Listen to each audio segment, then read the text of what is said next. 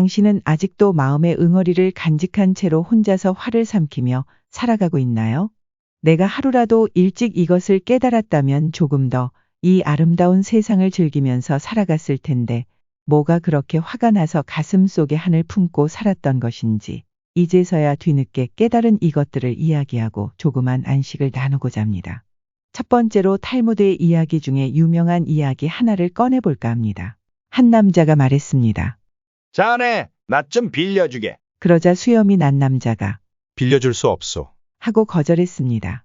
얼마 후에 이번에는 앞서 거절했던 수염이 난 남자가 반대로 남자를 찾아가서 저기, 말 좀 빌려주세요. 라고 부탁하자 남자가 이렇게 말했습니다.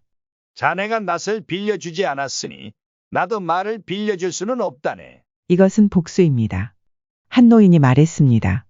자네 나 좀 빌려주게. 대머리인 남자가 그건 실소. 라고 거절했습니다.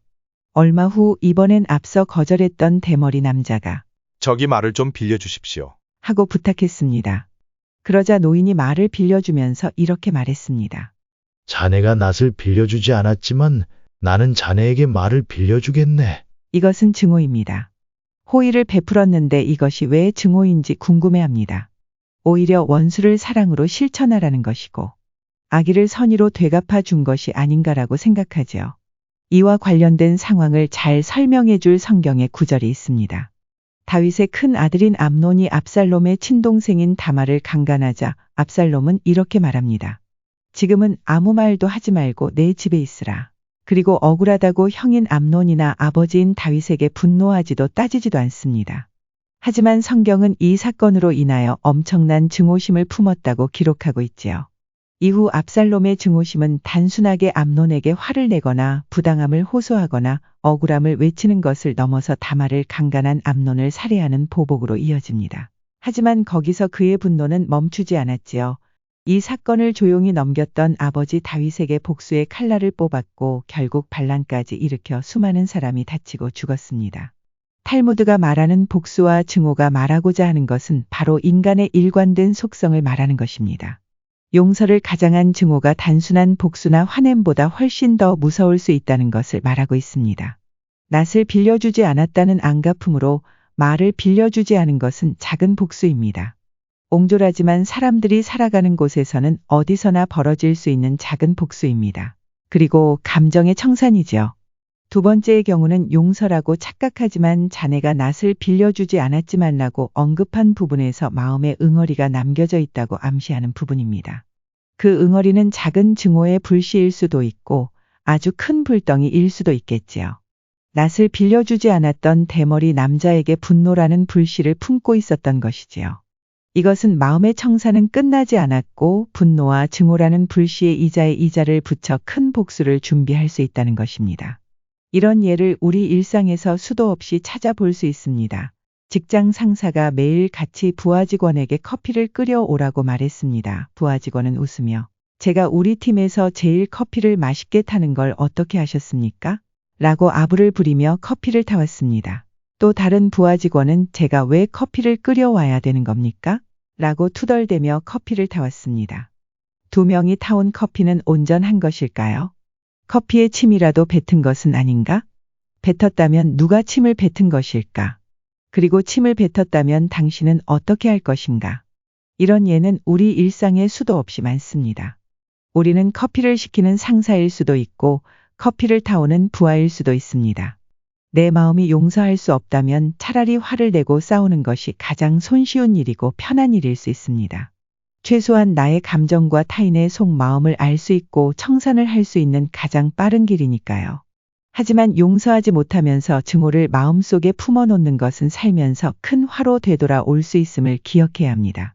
가장 큰 해답은 내가 상대의 잘못된 행동을 마음으로써 이해하고 용서함으로써 불화를 없애는 것이지요. 나 스스로를 분노가 아니라 사랑으로 어루어 만지는 것입니다.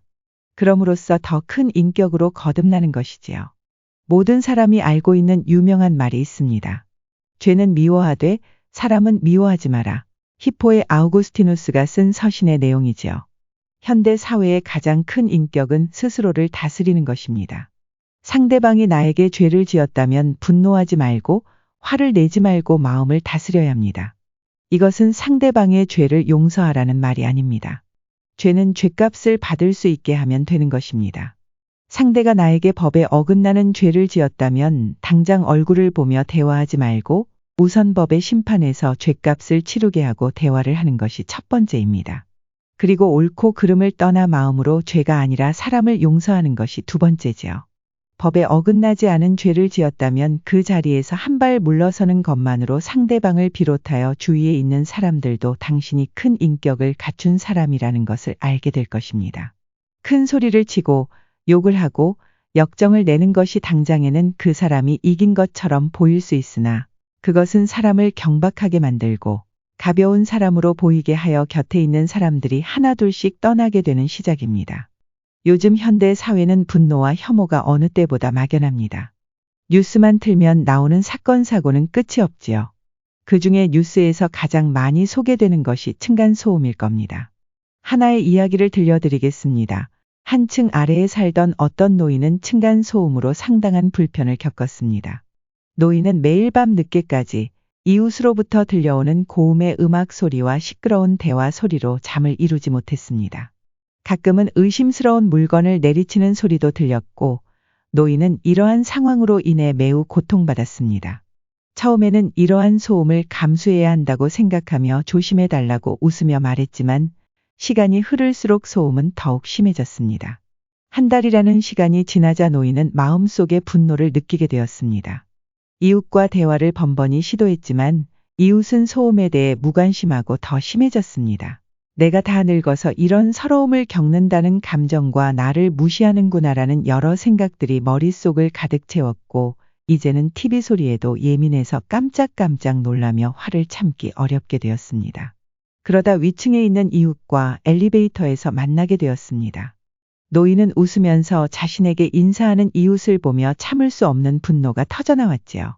나는 이렇게 괴로워하는데 어떻게 웃으면서 인사를 할 수 있지? 죄송하다고 사과를 해야 되는 것 아닌가? 지금도 나를 무시하는구나. 온갖 생각들이 증오가 되어 가슴을 때렸습니다. 결국 노인은 화단에 있는 벽돌을 들고 이웃을 쫓아갔습니다. 누구의 잘못일까요? 어떤 이들은 겨우 층간소음으로 사람을 다치게 하는 노인을 비난할 수도 있고 또 다른 사람들은 층간소음을 계속 일으킨 이웃을 비난하는 사람도 있을 것입니다. 과연 이런 일들이 층간소음 하나뿐일까요? 길을 가다가도 누군지도 모르는 사람에게 해코지를 하고 아줌마 또는 아저씨라고 불렀다고 흉기를 들어 분노를 표출하는 게 지금의 사회입니다. 이런 분노의 감정은 마음을 소용돌이치게 만들며 인간의 본성 속에 깊이 파고들어 있습니다. 어떤 상황에서는 분노가 우리를 자극하고 우리의 행동과 판단을 흐리게 만들 수 있습니다. 우리는 종종 다른 사람의 말이나 행동에 의해 화가 나곤 합니다. 그것은 우리가 예상하지 못한 일에 대한 반응이거나 우리의 가치관이나 신념에 대한 공격에 대한 것일 수 있습니다. 분노는 때로는 우리를 무력하게 만들며 우리를 상처 입히는 사람이나 상황에 대한 복수를 욕구하게 만들기도 합니다. 우리가 화를 내면서 다른 사람과의 관계를 손상시키거나 우리 자신의 건강을 해칠 수도 있습니다. 분노는 또한 우리의 판단력을 흐리게 하고 우리가 올바른 결정을 내리지 못하게 만들 수도 있습니다. 분노를 관리하는 것은 어려운 일입니다. 그러나 우리는 분노를 스스로를 이해하고 우리가 실제로 느끼는 감정을 인식하고 그것을 통제하고 관리하는 방법을 깨달아야 합니다. 우리는 분노가 우리의 삶을 지배하지 않도록 할 수 있고 대신 우리의 삶을 건강하게 유지하고 풍요롭게 만들 수 있는 방법을 찾을 수 있습니다. 그것이 지혜라는 것이겠지요. 여러분은 죄가 없는 사람만 저 사람에게 돌을 던지라 라는 말을 들어보신 적이 있을 것입니다. 이것은 유대인과 예수에 대한 이야기지요.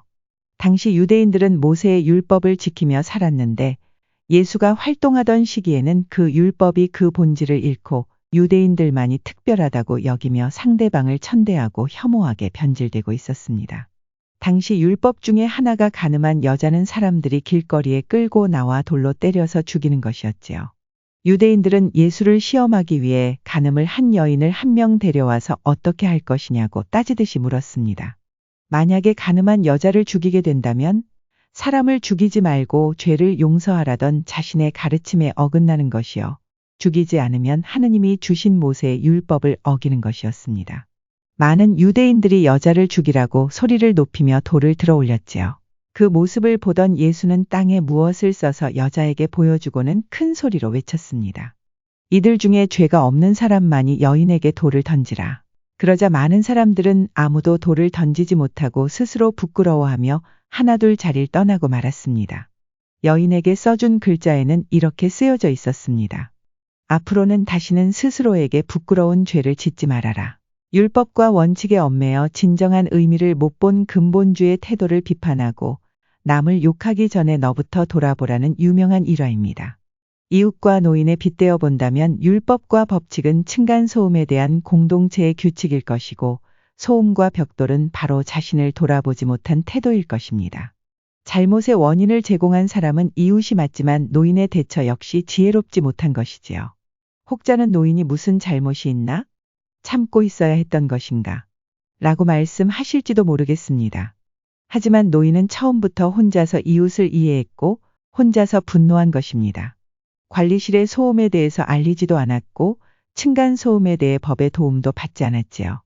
이 모든 게 소용없다고 하더라도 타인의 신체에 손상을 준 것으로 더 이상 노인은 피해자가 아닌 것입니다.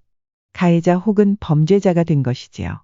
이렇듯 분노로 일을 벌이고 나서는 억울하다고 말해도 세상은 알아주지 않습니다. 그리고 이런 지혜는 아직 젊은 사람들이 느끼기에는 시간이 모자른 것이지요. 그렇기에 여러분들은 책임감을 가지고 사랑하는 자식과 지인들에게 반드시 알려주어야 할 덕목일 것입니다. 누군가의 짐이 아니라 가까운 사람이 기댈 수 있는 지혜로운 나무가 되어 가까운 이들을 감싸 안아주어 쉴 수 있게 해주었으면 합니다. 짧은 영상이었지만 여러분에게 조금의 도움이 되길 바라며 시청해 주셔서 감사합니다.